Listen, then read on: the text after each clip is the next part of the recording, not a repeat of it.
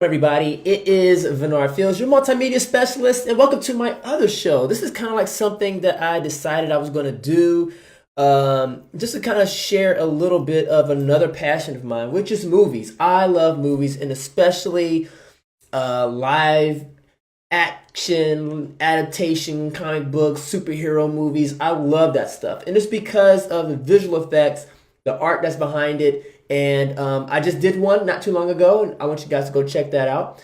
See if this will be a thing, an ongoing thing. But I just did a review, my own personal review on Jared Leto's Joker of the Suicide Squad.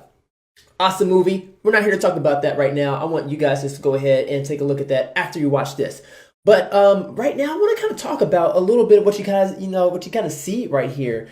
There is this thing going on where the next Iron Man, or I should say Iron Woman, is a female. And not only is she a female, but she's like Afrocentric black woman, and there's a lot of opinions floating around about that. I will give my opinion as soon as we get finished watching what others are saying. Let's take a look.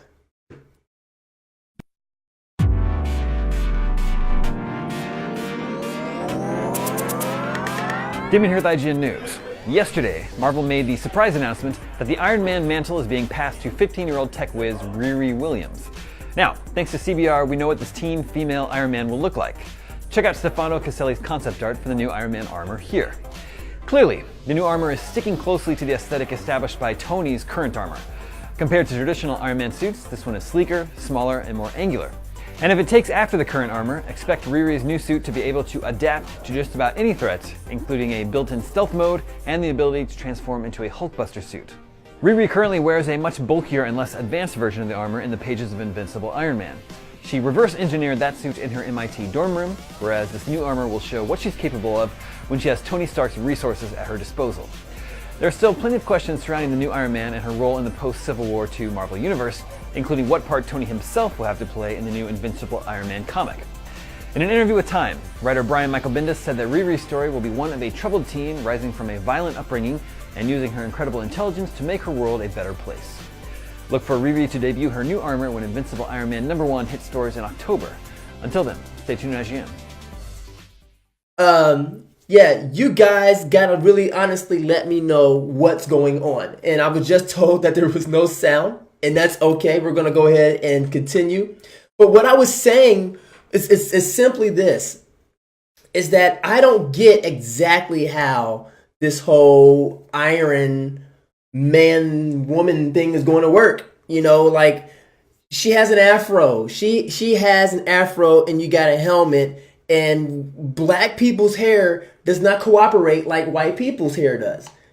So it's not like a white woman putting on a motorcycle helmet and it's pretty easy compared to a black woman putting on a motorcycle helmet and she has an afro. Like, it just does not whip. It's not silky. It's not flowing in the air. You just cannot just squeeze that all up in there. You just can't do it. So I don't get it. I don't understand how they even pull this off. I don't know if somebody is of Caucasian descent, being politically correct here, is behind this and said, you know what, let's go ahead and make the Iron Man next person a woman and let's make her black. They didn't think when they were designing this woman that afro is not going to work. It doesn't make any sense at all to me, and I don't think to really anyone else after you kind of sit down and you think about this, really think this through. And I don't know if this is a forced push to have diversity within the comic book realm, within the world, on the big screen. I mean, yes, we're going to have the Black Panther. That movie's coming out, I believe, sometime next year. That's going to be an awesome movie. And then we also heard that in the Spider-Man Homecoming, that's Peter Parker's girlfriend is going to be black. She's no longer going to be white with red hair. She's going to be a black girl, and people are losing their minds over this. Online, people are like, oh my gosh, what's up with all this this blackness. Like we're being like, blackwashed. It's the opposite of whitewashed. But like I was saying, where were these same people when it came to just about every Hollywood movie that was made pertaining to Egypt? Like the gods of Egypt was like all freaking white. You know what I'm saying? You had this whole Noah movie, and it was like freaking white. You know what I'm saying? It's like, oh my gosh, like I'm not complaining per se. I mean, a good movie is a good movie, but I'm kind of complaining on this note, not because of skin tone or anything. I'm complaining about hair. Like that just does not work out at all. I don't see it, people. Explain it to me. I need somebody to go and like go find the comic book for me so I don't have to go digging for it. Go find a comic book and like flip to the page that explains that. Like how does she get her hair in that suit so fast? Like Tony Stark had the perfect dome for that. He had the perfect haircut. It wasn't long like Thor. It wouldn't get caught in the contraption. I mean, like, does she have a big afro like sticking out the back of her like helmet and suit? And I don't know, people. You guys got to help me out. I don't know. Maybe you guys can like leave a comment down below that will explain this to me because I just don't get it. I don't get it. She has an afro and she's supposed to get in her outfit like that. Like it took Iron Man, Tony Stark, it only took him like maybe like 3 seconds for his outfit to fully come about his body. His head gear took like a second for it to come on. This right here is going to be a hot mess. Like she has an afro. By the time she gets her afro in that helmet, the rest of the Avengers done defeated, like went through the whole movie and defeated the villain. And she's like, finally get it all in. And she's like, I'm ready, guys. And it's like, no, we just got finished like with part 1 and part 2, part 3 and Civil War 4, whatever else. Like, you're late, girl. Cut the hair off, And then I guess black people will be upset about that. Or like if she got it in cornrows, people would be like, oh, so she's a thug now. I don't know. But you guys got to explain that to me. She's a robot? Whoa, really? She's a robot? Nick saying that she's a robot. That doesn't even make sense. Like a robot putting on a robot outfit doesn't make any sense, people, at all. It just doesn't. And I think that they need to rethink this. Like seriously rethink this. Like, okay, if you want to keep her black, that's cool. Cut her hair off. She cannot be Iron Woman effectively with an afro because the helmet is just not going to wrap around all of that quick enough. And then the rest of the black people are going to laugh. They're going to laugh like that is like literally impossible, especially like if they try to do it like in a movie, or it probably won't even hit the screen because like somebody on set is going to say something. Somebody's going to be like, excuse me, so-and-so, like this is just like impossible. Like feel my hair. My hair's black. And even if I was to mat that stuff down, this afro all the way down, it's not gonna really feel comfortable. And can you imagine the HUD shot? Like, okay, like Iron Man, Tony Stark, his HUD shot was like his face, and you saw all this stuff like around. He's looking around and stuff. Her HUD shot would be like hair, and you would just see her eyes. Like that's all you would see, and it would be muffled. She'd be like, it would just be a mess. Like, I just don't get it. Like, that's impossible. Marvel, you've messed up. I get it. People are trying to pay, respect to diversity, but they should have just left Iron Man the heck alone because it ain't working. It just ain't working. Could be possible. Let me see. Eric says, hey, look at the vision. Jarvis. Right. Like, I mean, think about that. Like, zero visibility. Flying all over. Like, Jarvis would be the one controlling the whole outfit the whole time. Because she wouldn't be able to see a thing. It would just be all hair up in there. Nothing but hair. Ask any black woman that has an afro, when she puts on a motorcycle helmet, how that crap feel. She's going to throw a fit. And it was going to be hot up in that piece too? Oh my gosh.